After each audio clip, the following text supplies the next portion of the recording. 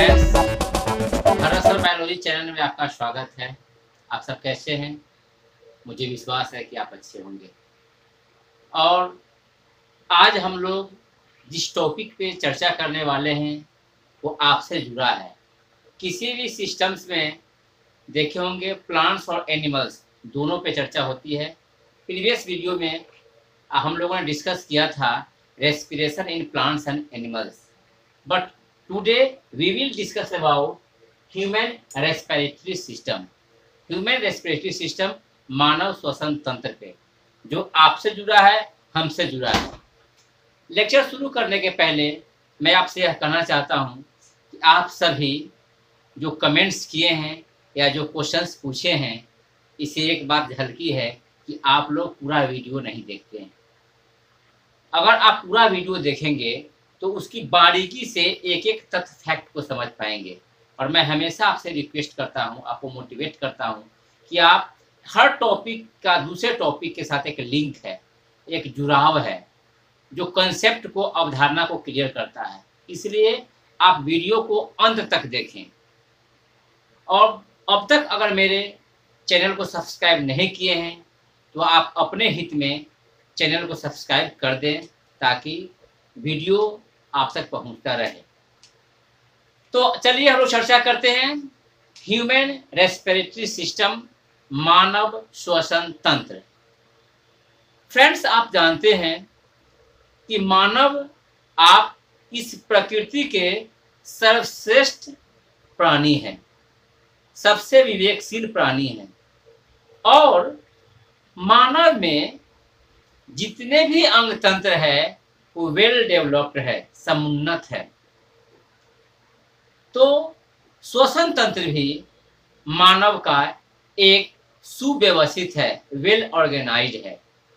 हम लोग श्वसन तंत्र इसलिए महत्वपूर्ण है कि हम लोग कैसे श्वसन की सांस लेते हैं, सांस छोड़ते हैं, कौन कौन सी इससे जुड़ी हुई समस्याएं आती है, हम लोग सब पे चर्चा करेंगे। बहुत गौर से सुनने की जरूरत है दोस्त, बहुत मजा आने वाला है।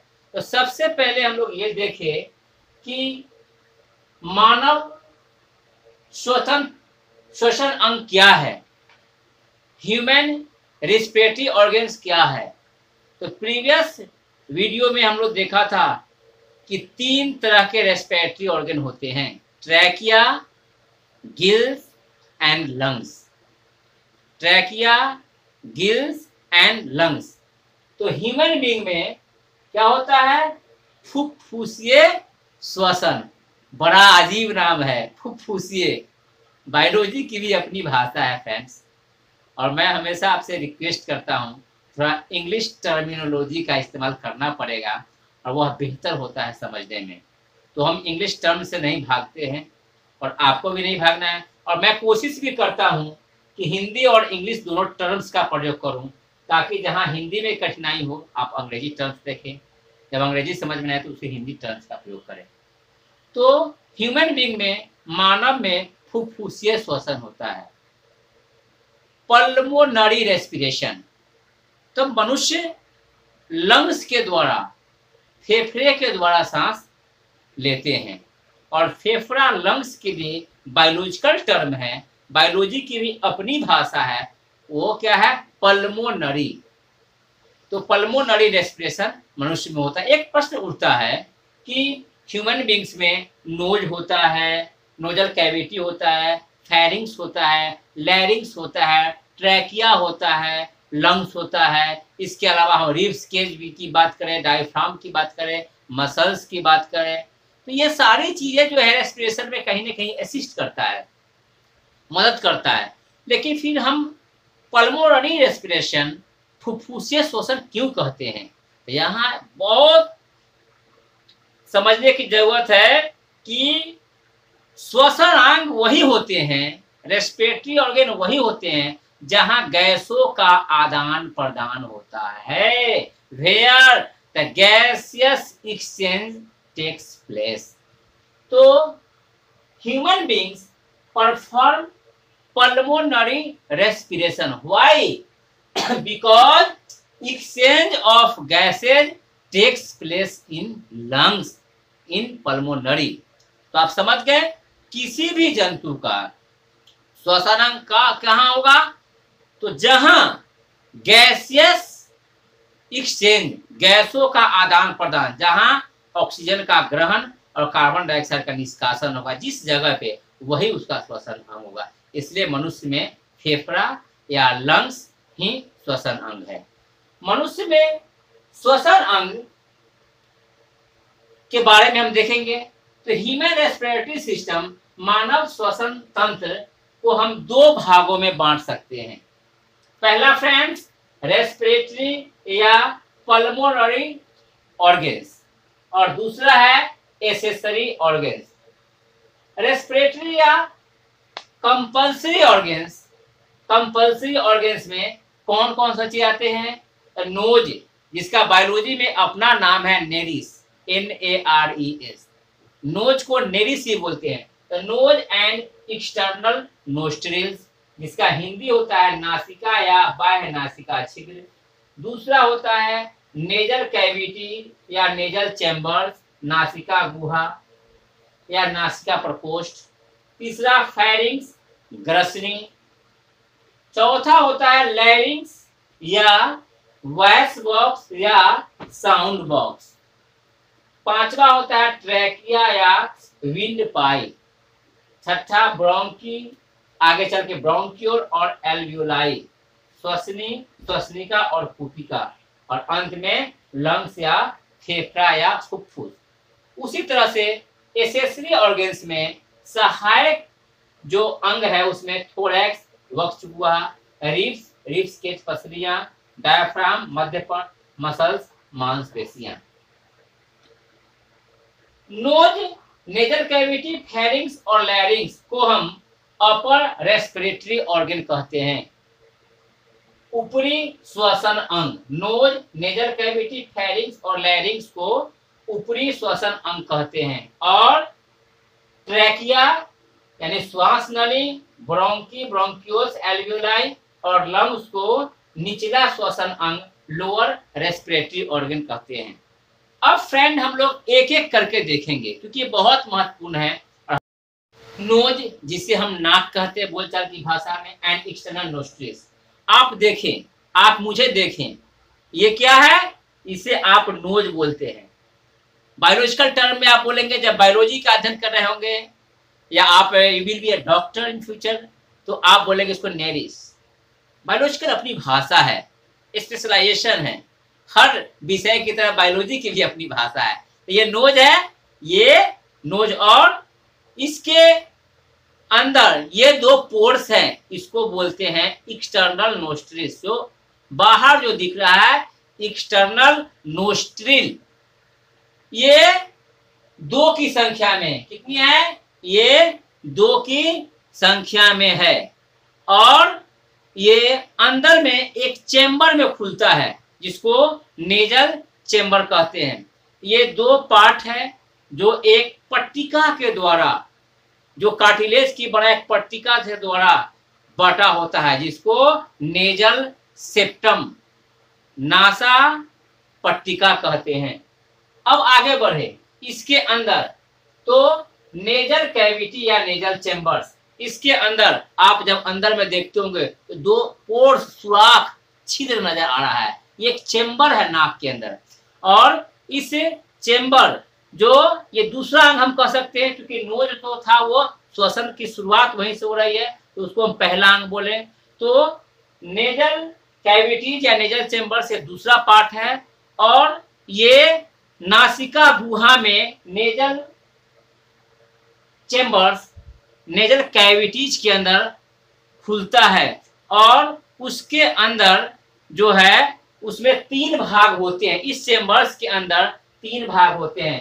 पहला जो आगे का छोटा भाग है, इसमें ऊपर की ओर, नेजल चेंबर्स में ऊपर की ओर वेस्टिबुली पराघ्राण।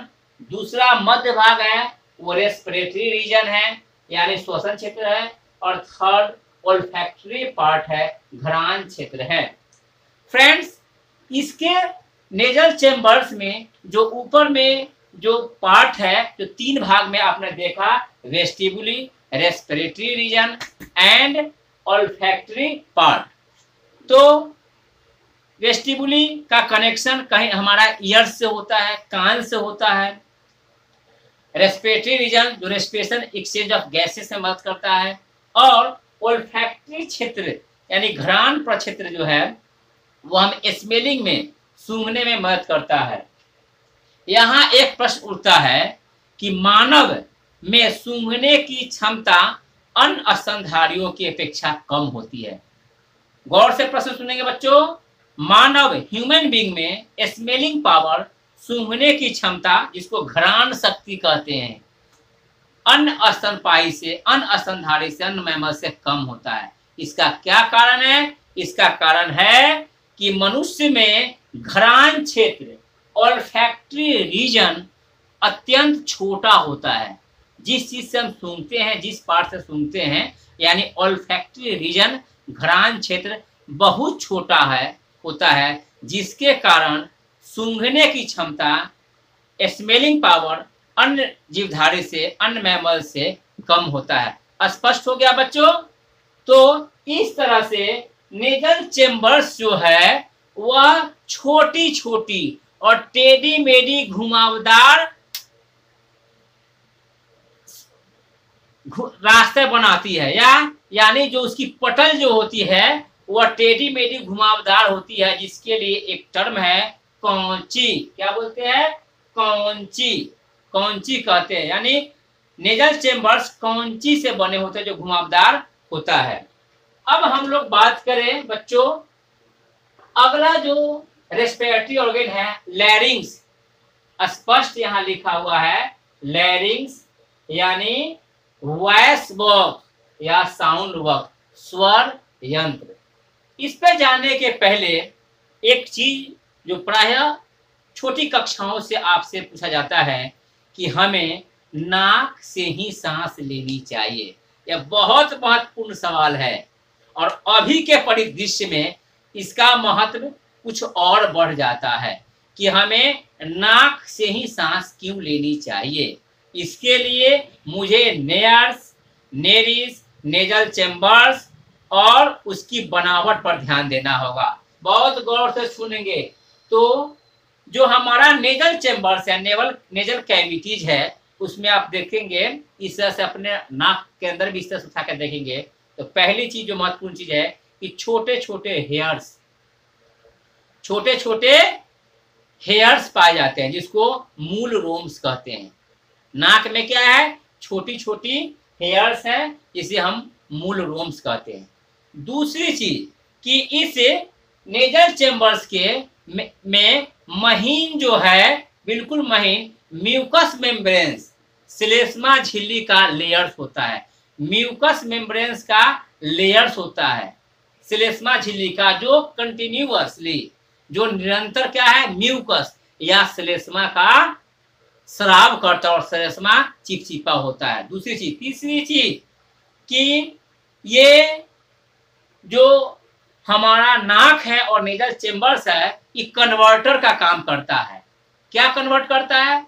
तो वायुमंडल के जो गर्म या ठंडी हवा है हमारे फेफड़े में जो जाने लायक होता है उसके काबिल बनाता है। तो फिर से हम देखें कि नाक में क्या होता है, नेजल चेम्बर्स में छोटे छोटे मूल रोम्स होते हैं।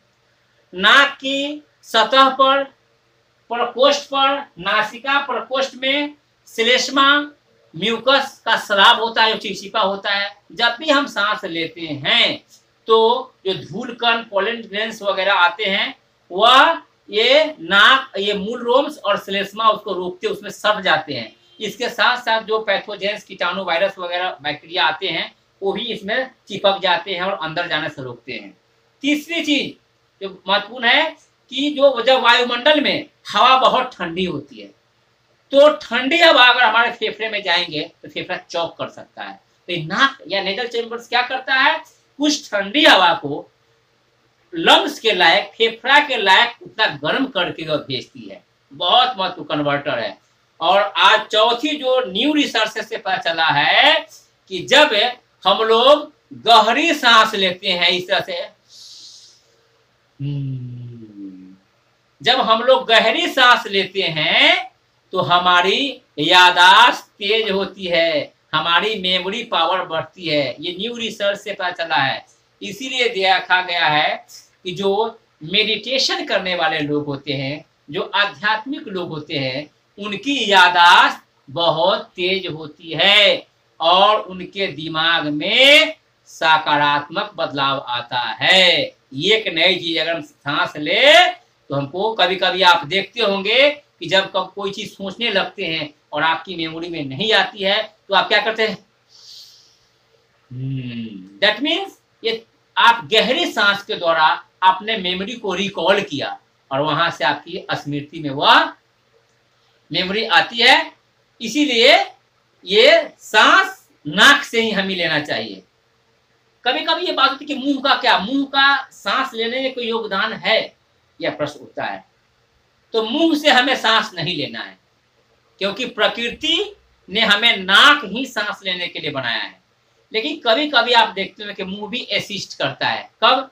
जब आप बहुत तेज दौड़ते हैं तो क्या होता है कि बहुत तेज दौड़ते हैं, उस समय एकाएक इतना मेटाबॉलिज्म एक्टिविटी बढ़ जाता है और आपकी अधिक एनर्जी की रिक्वायरमेंट्स होते हैं, तो आपके नेयर्स, नाक और नेजल कैविटी से उतना फास्टली ऑक्सीजन नहीं कर पाता। तो ऐसी स्थिति में हम मुंह से बहुत जब तेज दौड़ते हैं, हाँफने लगते लेते हैं। इसका मतलब मुंह से सांस लेना नहीं है, लेकिन मुंह भी एक असिस्ट या एसेसरी ऑर्गन्स के मुंह में आ सकते हैं। अब हम लोग आगे बात करें तो लैरिंग्स की बात कर रहे थे, तो पहले फेरिंग्स की बात हो जाए तो फेरिंग्स जो है, फेरिंग्स, ये फेरिंग्स या ग्रसनी, इसकी चर्चा बच्चों आपने डाइजेस्टिव सिस्टम में भी देखा होगा और रेस्पिरेटरी सिस्टम में भी इसकी चर्चा है। इसका मतलब है कि इसका जुड़ाव डाइजेस्टिव सिस्टम से भी है, पाचन तंत्र से भी है और श्वसन तंत्र से भी है। तो फेरिंग्स श्वसन तंत्र और पाचन तंत्र का उभयनिष्ठ भाग है, यानी कॉमन पार्ट है। और अगर बोलचाल की भाषा में कहें तो it is commonly called as throat. इसको गला लोग बोलते हैं, बोलचाल की भाषा में गला। इसके 3 भाग होते हैं। कौन कौन? नेजोफेरिंग्स, ओरोफेरिंग्स और लैरिंजोफेरिंग्स। फिर से सुनेंगे बच्चों, नेसोफेरिंग्स, ओरोफेरिंग्स और लैरिंजोफेरिंग्स। नेजोफेरिंग्स यानी यह तिमुहा रास्ता है, तिमुहानी है।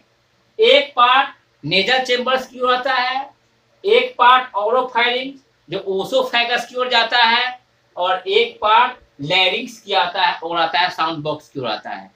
फेरिंग्स में 2 पोर्स होते हैं। आप लोगों ने क्वेश्चन ही पूछा था कमेंट्स में कि ग्रसनी में कौन कौन से 2 पोर्स होते हैं। तो ग्रसनी में 2 पोर्स होते हैं। एक होता है गलेट निगल द्वार जो डाइजेस्टिव सिस्टम में जाकर ओसोफेगस में खुलता है, और दूसरा होता है ग्लोटिस श्वसन द्वार। तो वो जो है वो लैरिंग्स में खुलता है।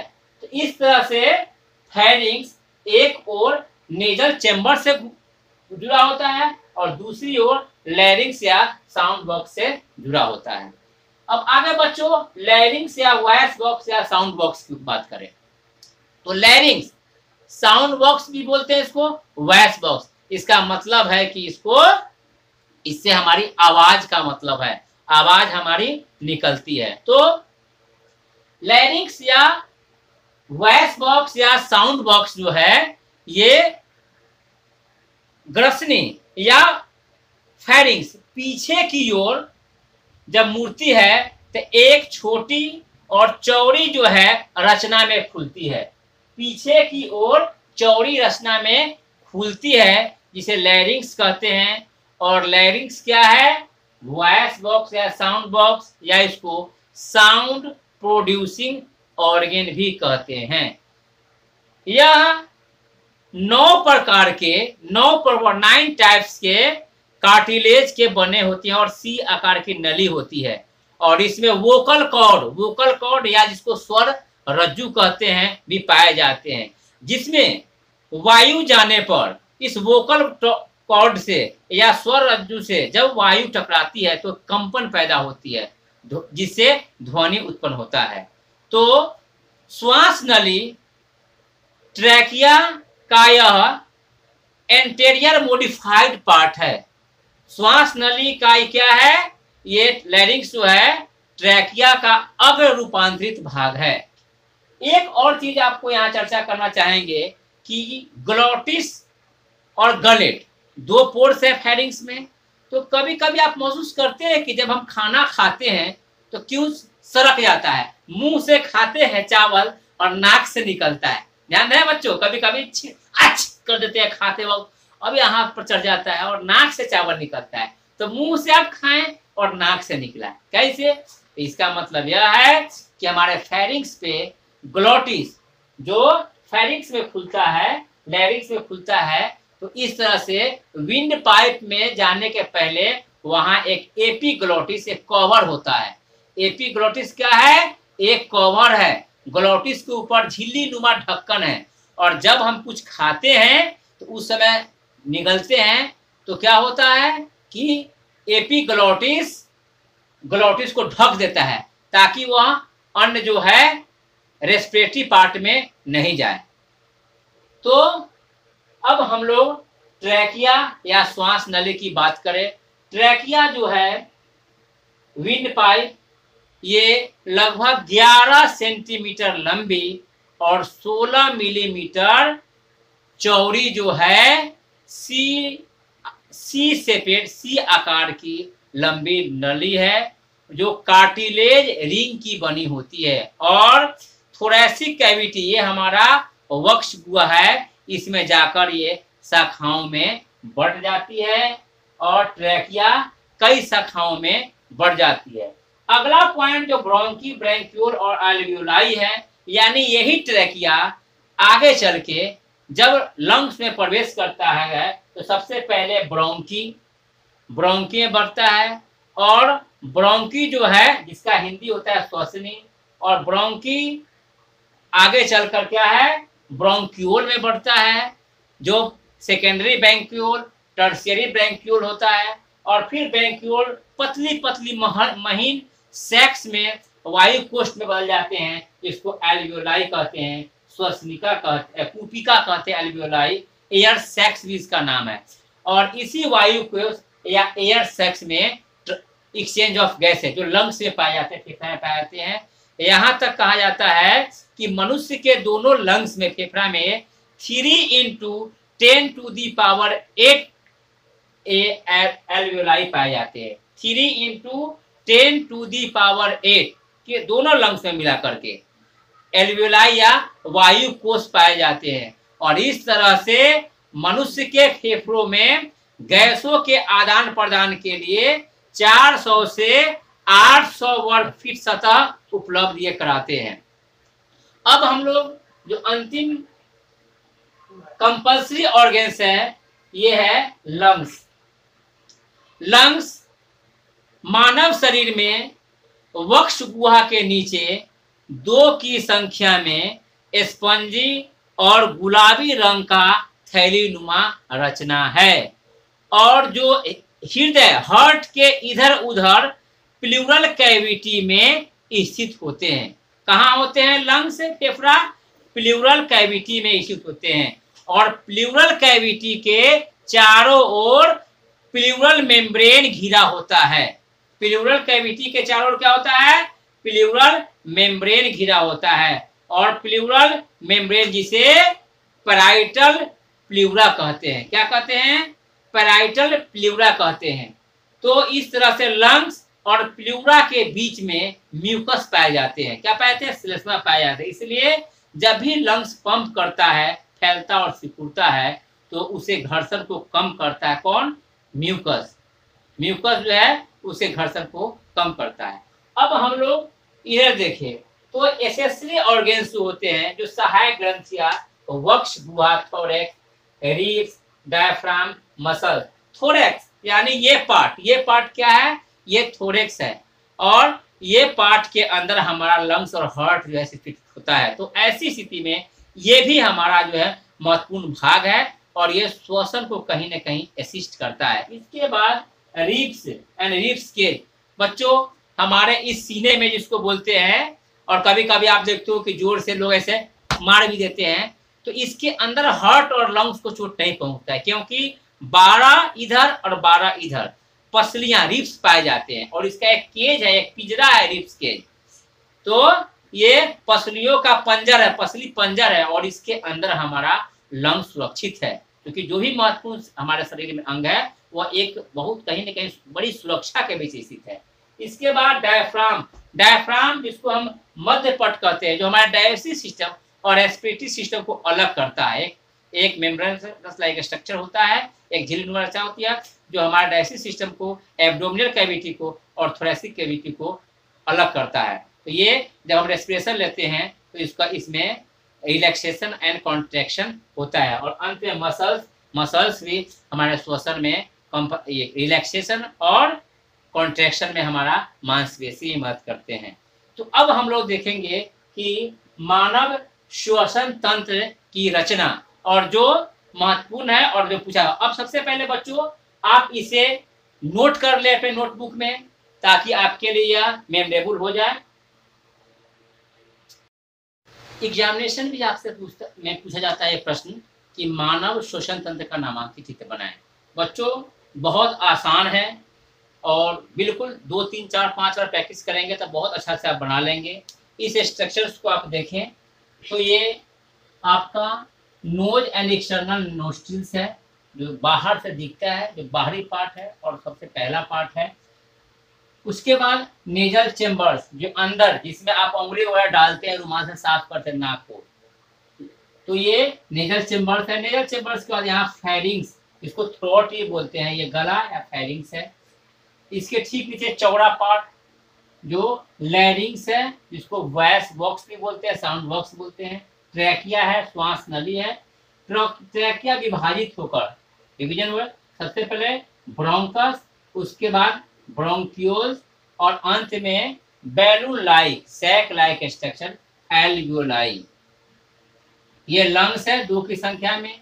लंग्स एक कैविटी के अंदर जुड़ा होता है, बीच में होता है पैराइटल प्यूरा, तो इसको प्रोटेक्शन की लेयर है और यहाँ म्यूकस का स्राव होता था, इससे इसको में घर्षण से बचाता है। और अंत में ये डायफ्राम है, मध्य पट्टिका है, जो एब्डोमिनल कैविटी और थोरेसिक कैविटी के बीच में फर्केट करता है, अलग करता है। तो ये मानव श्वसन संस्थान है और इस तरह से ये स्ट्रक्चर्स आप नोट भी कर लेंगे और इसके बाद आप इसको बनाएंगे, आप इसका प्रैक्टिस करेंगे और जब आप इसे बनाएंगे तो आपको इसमें सहूलियत होगी।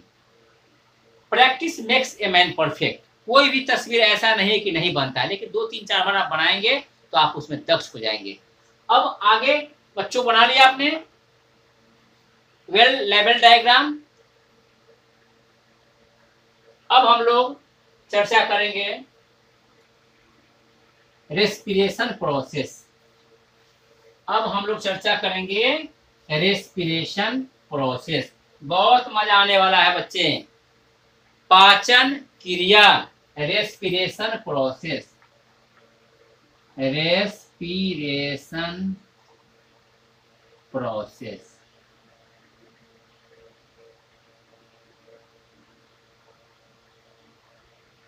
ये देखिए आपका क्या है, नोज एंड एक्सटर्नल नोस्ट्रिल्स है,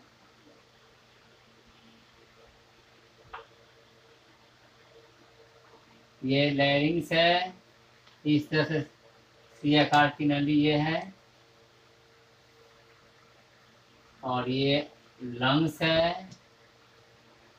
लंग्स यहाँ से क्या आता है, O2 आते हैं और O2 जब आता है तो इस तरह से आता है O2 और कहाँ जाता है, हमारे बॉडी सेल्स में O2 जाता है, जहाँ C6H12O6 के रूप में वहाँ ग्लूकोज जमा है। और जब ये O2 आता है, ये O2 आया कहाँ, सेल्स के अंदर जो ग्लूकोज के रूप में फूड स्टोर है और इसका ऑक्सीडेशन होता है, तो 6CO2 plus 6H2O plus energy, और ये फिर CO2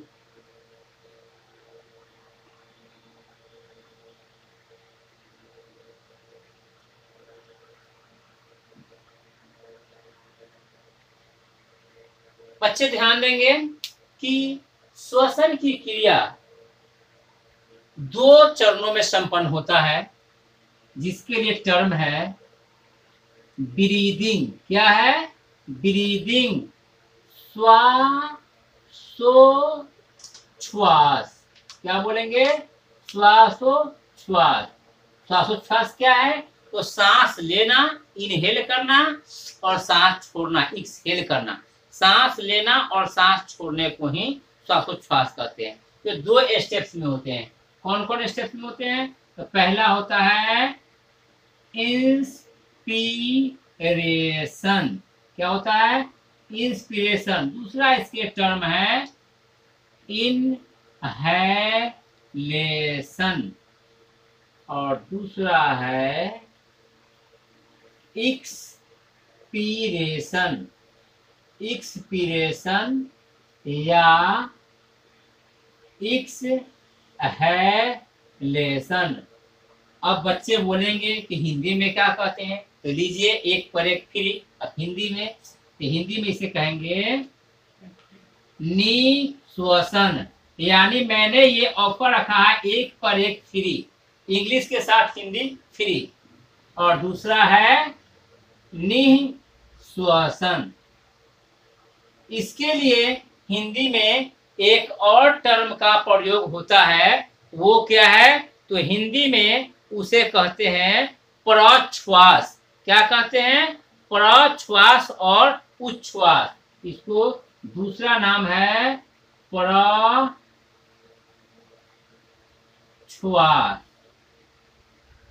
इसका नाम है उच्छ्वास। यानी एक से इन करते हैं, हम श्वास को, ऑक्सीजन को नीचे लेते हैं, अंदर लेते हैं, और कार्बन डाइऑक्साइड को बाहर छोड़ते हैं, प्रश्वास है। जरा यहाँ एक टेक्निकल चीज को हम देखते हैं, बहुत महत्वपूर्ण है और मजा आने वाला है। आप वायुमंडल में गैसेस की मात्रा जानते हैं?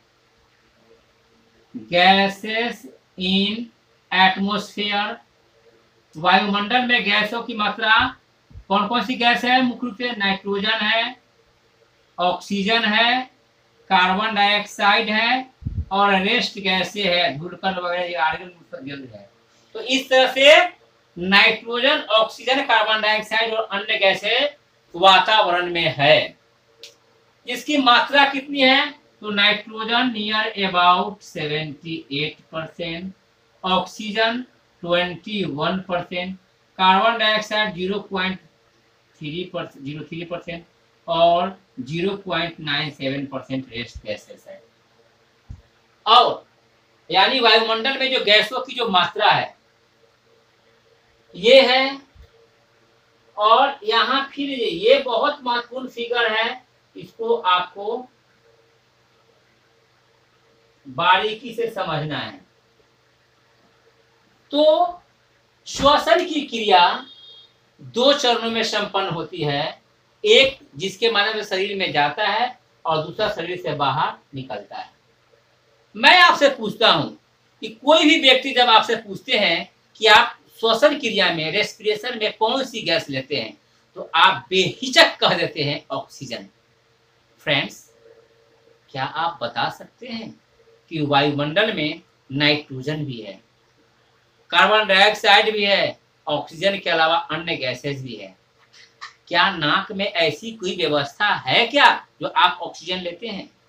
इसी क्लू का, इसी रहस्य का आज हम पर्दाफाश करने वाले हैं। बहुत गौर से देखिएगा। क्यों कहते हैं कि जब सारी गैसेस हैं तो सिर्फ हम ऑक्सीजन लेते हैं? अभी क्लियर हो जाएगा। फ्रेंड्स, जरा आप इस फिगर को देखिए। 78% नाइट्रोजन वातावरण में है, और हमारे शरीर में क्या नाक में कोई ऐसी व्यवस्था है? नहीं है। तो क्या है? 21% ऑक्सीजन, 0.03% कार्बन डाइऑक्साइड और रेस्ट गैस है जिसमें धूलकण वगैरह है, जब हम इनहेल करते हैं, जब हमारे इस नाक और नासिका गुहा से हमारे शरीर में जाता है, तो यहाँ तक फ्रेंड्स, इस लंग्स तक, लंग्स के एल्वियोलाई तक, एल्वियोलाई क्या होता है, यहाँ जब गैसेस आते हैं तो रक्त का रंग लाल होता है, लाल रक्त कण, रेड ब्लड सेल्स। क्यों होता है लाल? हीमोग्लोबिन के कारण, हीमोग्लोबिन के कारण, इसी हीमोग्लोबिन नामक यौगिक के कारण रक्त का रंग लाल होता है। और यही हीमोग्लोबिन यहाँ एक जो है बहुत इंपॉर्टेंट रोल अदा करता है। तो यहाँ जब ये सारे गैस शरीर के अंदर फेफड़े तक जाते हैं तो रक्त में जो हीमोग्लोबिन है, क्या है, हीमोग्लोबिन, वह इन सभी गैसों में उनको सबसे अधिक दोस्ती प्रीति ऑक्सीजन से है। तो यहाँ जब सारे लोग आते हैं तो सबसे पहले वो ऑक्सीजन को पकड़ लेता है। कौन? हीमोग्लोबिन। हीमोग्लोबिन किसको पकड़ता है? ऑक्सीजन को। क्या बनाता है? Oxy haemoglobin. और इस तरह से ये जरा इसको बात करें तो ये ऑक्सीजन है, क्योंकि सभी गैसेस आए थे फेफड़े तक। बहुत गौर से देखिएगा, मैं बहुत बड़ी रहस्य का पर्दाफाश करने वाला हूं और अंत तक बने रहिए इस वीडियो के साथ। तो ये यहाँ तक नाइट्रोजन, ऑक्सीजन, कार्बन डाइऑक्साइड और अन्य गैसेस आए। आरबीसी के हीमोग्लोबिन पकड़ लिया किसको? ऑक्सीजन को। तो ये हीमोग्लोबिन पकड़ लिया तो क्या बनाया? ऑक्सीजन प्लस हीमोग्लोबिन बना लिया ऑक्सी हीमोग्लोबिन। क्या बनाया? Oxy haemoglobin. ये ऑक्सी हीमोग्लोबिन बना लिया। और जब ऑक्सी हीमोग्लोबिन बन गया तो ये ऑक्सीजन को ले लिया, और गैस यही है, और ये लेते हुए ऑक्सी हीमोग्लोबिन कहाँ आया? सेल्स तक आया। और सेल में क्या होता है? हीमोग्लोबिन अपने दोस्त ऑक्सीजन को कहता है कि आप यहाँ आओ, खेल के यहाँ भेज दिया। कहाँ भेज दिया? ग्लूकोज के पास भेजा। और इस ग्लूकोज को ये ऑक्सीजन तोड़ दिया, ऑक्सीकृत कर दिया कार्बन डाइऑक्साइड में, जल में और ऊर्जा में। अब यहाँ क्या बना? कार्बन डाइऑक्साइड बना। क्या बना? CO2 बना। तो ये जो हीमोग्लोबिन लेकर के आए थे, ऑक्सीजन को छोड़ दिए थे, तो यहाँ फिर कहते हैं कि आओ दोस्त, कार्बन डाइऑक्साइड को फिर पकड़ लेता है। तो कार्बन डाइऑक्साइड को फिर ये हीमोग्लोबिन क्या करता है? पकड़ लेता है। तो यहाँ क्या बनाया? Carboxy haemoglobin.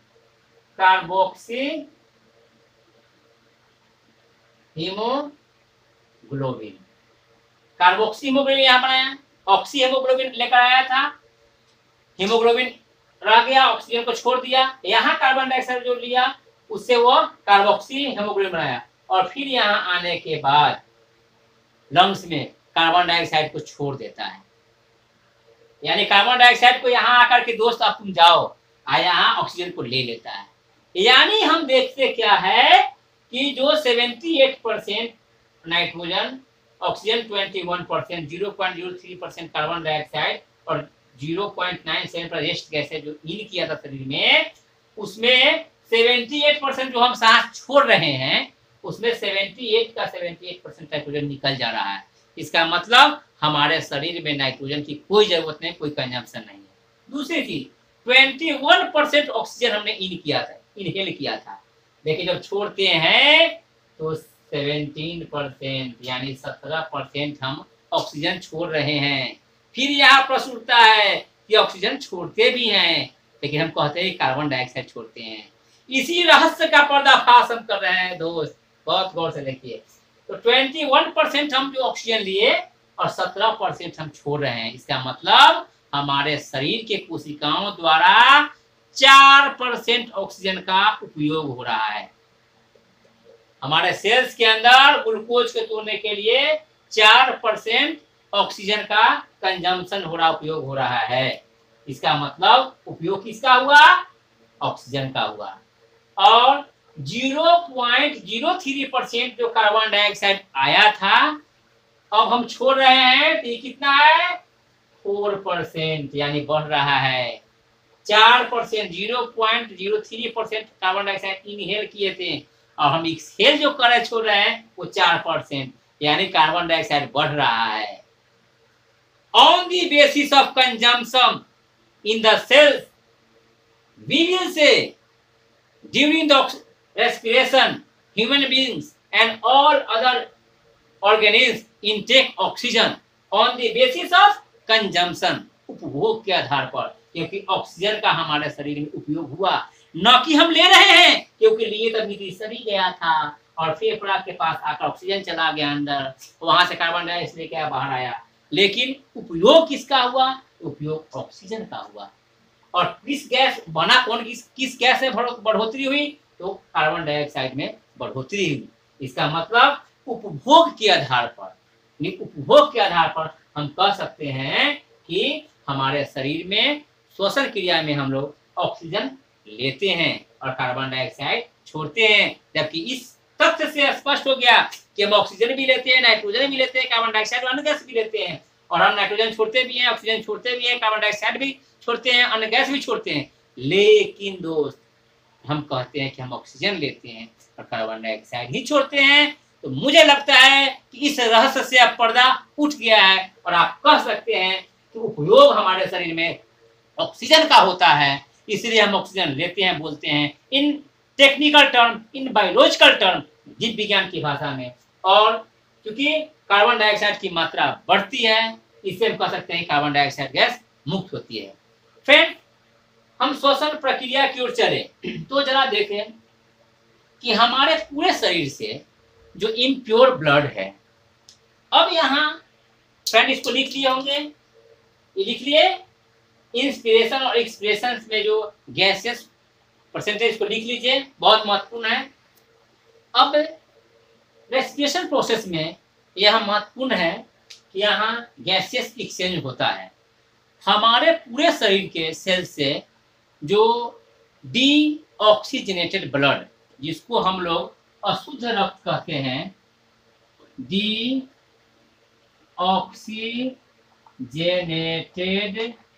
ब्लड, अनऑक्सीकृत रक्त, अनऑक्सीकृत रक्त, अनऑक्सीकृत रक्त, ये क्या है? तो ये वैसे रक्त है जिसमें ऑक्सीजन नहीं है, क्या है?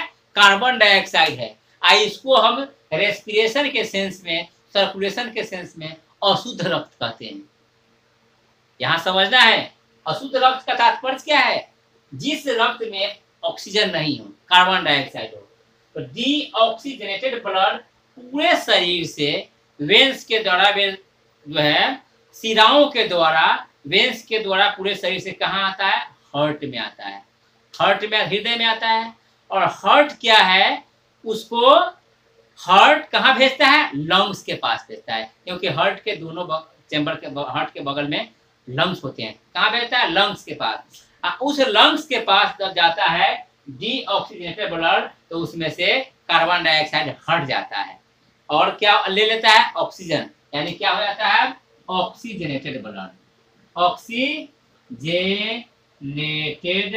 ब्लड, यानी ऑक्सीकृत रक्त। क्या हुआ है?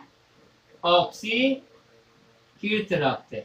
इसको हम बोलते हैं प्योर ब्लड, प्योर ब्लड। जबकि कार्बन डीऑक्सीजनेटेड ब्लड, यानी कार्बोक्सीजनेटेड ब्लड को हम लोग कहते हैं इम्प्योर ब्लड। जिस रक्त में कार्बन डाइऑक्साइड हो उसको हम लोगों ने कहा इम्प्योर ब्लड, और जिसमें ऑक्सीजन हो उसको प्योर ब्लड। तो जब लंग्स के पास भेजा हार्ट, तो वहां क्या हुआ? कार्बन डाइऑक्साइड उसमें से हट गया और ऑक्सीजन उसमें मिल गया, यानी ऑक्सीजनेटेड ब्लड। और ये ऑक्सीजनेटेड ब्लड फिर हार्ट में आया और हार्ट ही फिर पूरे शरीर में भेजते हैं। यानी हम ह्यूमन सर्कुलेटरी सिस्टम में स्पष्ट रूप से देखेंगे कि हार्ट क्या करता है, हार्ट किस तरह से पंपिंग करता है और ट्रांसपोर्टेशन। हार्ट और लंग्स के बीच में यह संबंध है कि गैसेस एक्सचेंज कहाँ होता है? लंग्स में होता है। लेकिन लंग्स से भेजता कौन है? तो हार्ट भेजता है। कार्बन डाइऑक्साइड युक्त रक्त को भेजता है लंग्स, वहां वो कार्बन डाइऑक्साइड हटा देता है, ऑक्सीजन उससे लेकर के और पूरे शरीर में जाता है। इस तरह से श्वसन जंतुओं में शोषण के साथ साथ मानव में, ह्यूमन बींग्स में शोषण तंत्र स्पष्ट हो गए हैं। और मुझे विश्वास है कि आज कुछ ऐसे रहस्य को भी जाना जो बिल्कुल आप में एक आत्मविश्वास जगाया होगा। और मैं बच्चों यही कहूँगा आपसे कि आप पूरी ईमानदारी के साथ अध्ययन करें। अभी की परिस्थिति है, जब आप घर में हैं तो अपने इस वीडियो लेक्चर्स के माध्यम से अपने ज्ञान को बढ़ाएं, अपनी समझ को बढ़ाएं और आप पूरी वीडियोज देखें। जब पूरी वीडियोज देखेंगे तो आपको हर कॉन्सेप्ट क्लियर होगा, परेशानी कम होगी। और अगर आपको ऐसा लगता है कहीं किसी बिंदु पे आपको प्रॉब्लम है तो आप कमेंट्स करेंगे। मैं हमेशा आपके लिए तैयार हूँ। मैं आप ही के लिए यह कार्यक्रम को तैयार किया हूँ, आप ही के लिए, यह आप ही के लिए समर्पित है। और मैं फिर एक कहता हूँ कि मैं एक मार्गदर्शक हूँ। भरत सर बायोलॉजी आपको घोल कर नहीं पिलाएंगे, लेकिन मेरी कोशिश है, मंजिल मिले या ना मिले ये मुकद्दर की बात है, लेकिन हम कोशिश ना करें ये गलत बात है। तो मैं जरूर कोशिश करता हूँ कि आपकी समझ विकसित हो।